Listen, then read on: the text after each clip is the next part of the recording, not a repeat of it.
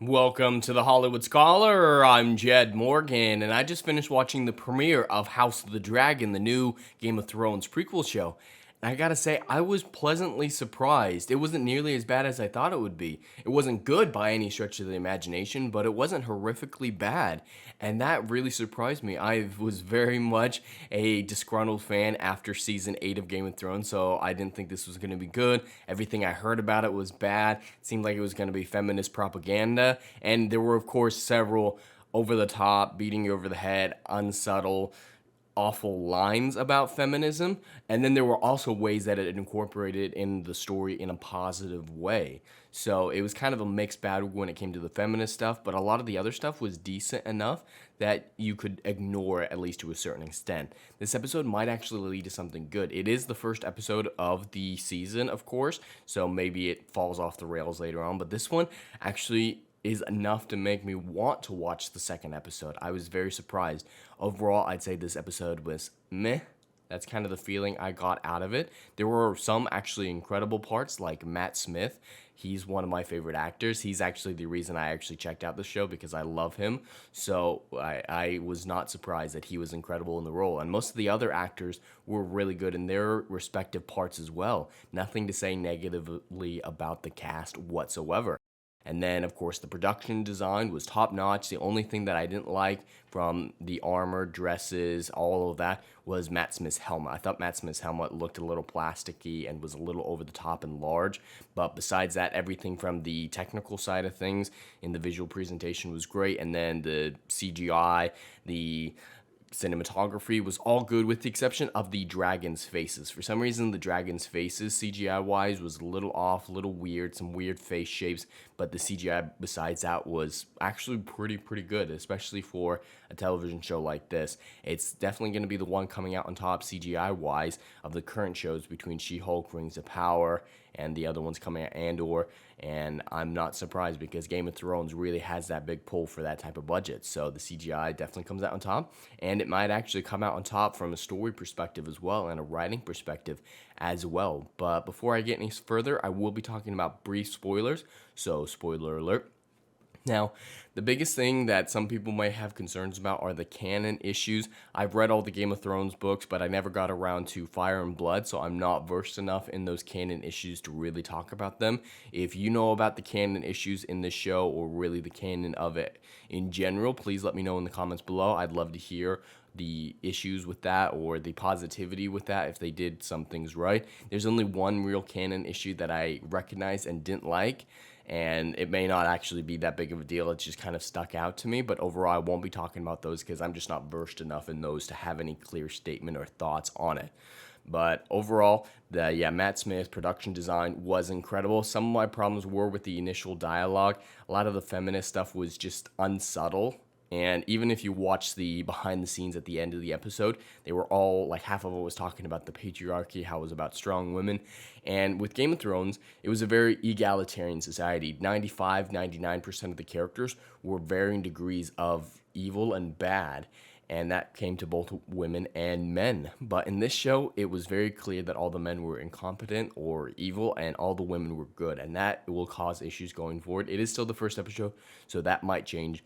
But yeah, all the women are good. None of the men are. That's going to be very concerning for me going forward because that is sexism. So we'll see how it sticks to the landing in the end, if it'll continue with that. If it continues like this episode, I'm going to be very concerned. Some of the men were really good at being bad, like Matt Smith. I love that, but the fact that all the women were good is still highly concerning to me and disproportional and not egalitarian like Game of Thrones has always been. And when it came to the female characters, a lot of them, like, it makes sense. Like the princess, she was definitely the better ruler over Daemon.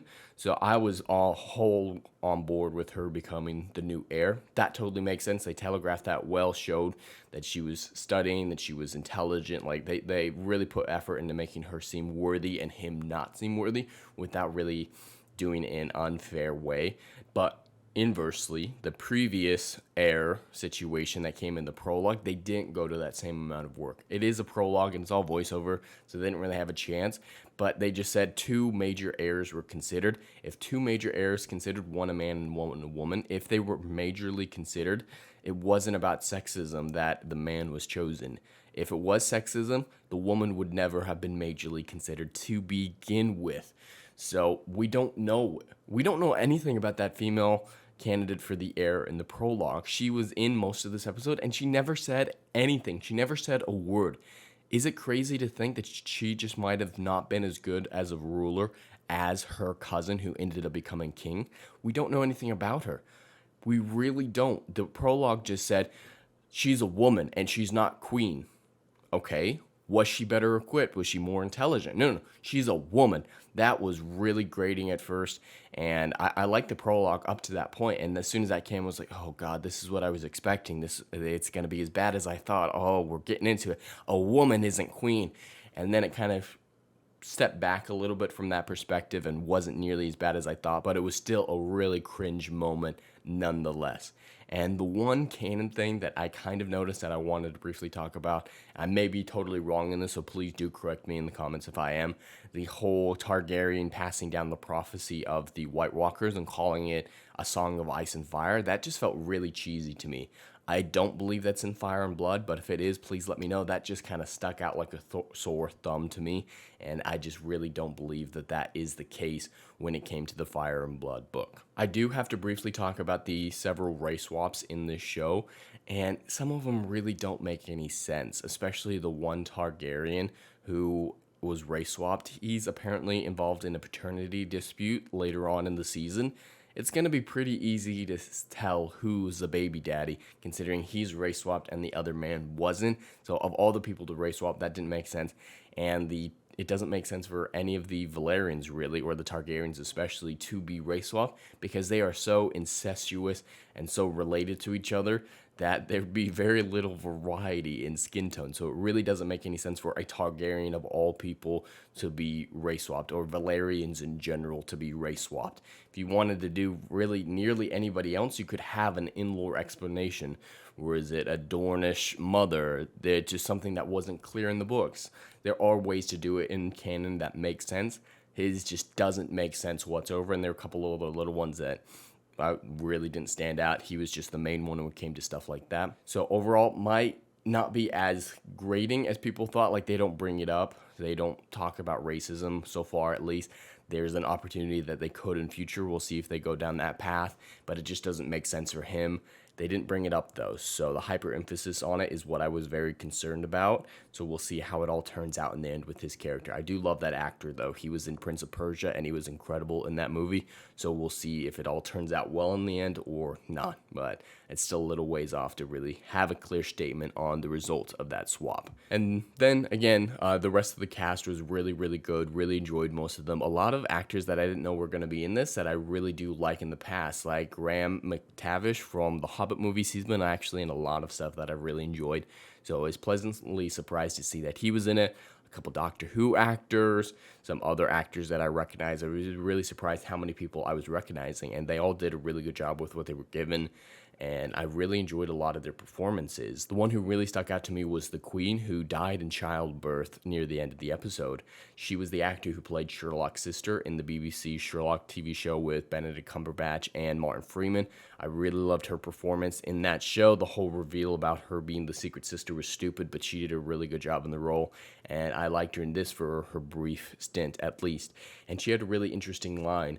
The women's battlefield is the birthing bed. I thought that was a really interesting line. Now, it was probably motivated by feminist ideology, but it's still an interesting concept to think about. And I actually thought it was a cool idea to put it in that type of perspective. And I did enjoy that line. It was kind of an interesting one. Overall, really thought this episode was meh. It surprised me, though. I was expecting to hate it. I really was. After season 8, really was expecting to hate it, but I didn't, and that is a positive thing in the episode's favor and actually gets me to look forward to the rest of the season. And it gave us everything that we love from Game of Thrones: violence, gore, boobs, all the classic intrigue, betrayal, all the politics in that sense of betrayals that we've come to know and love, manipulation. We'll see how it continues, if it'll keep on that track and stay good in the end. but we'll have to wait till the next coming weeks to really get a determination on whether or not this show is good, because it might be a decent starting place, but it will not be a good finishing place. Overall, I'd probably give this episode a 5 out of 10, enough to get me to look forward to episode 2.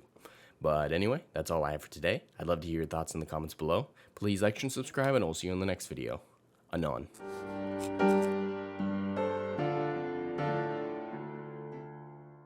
If you like what I do here and want to see good, compelling stories that Hollywood will no longer give you, check out my book series, Odyssey of a Phoenix, a mythological epic about philosophy, morality, and modern-day mental illness issues.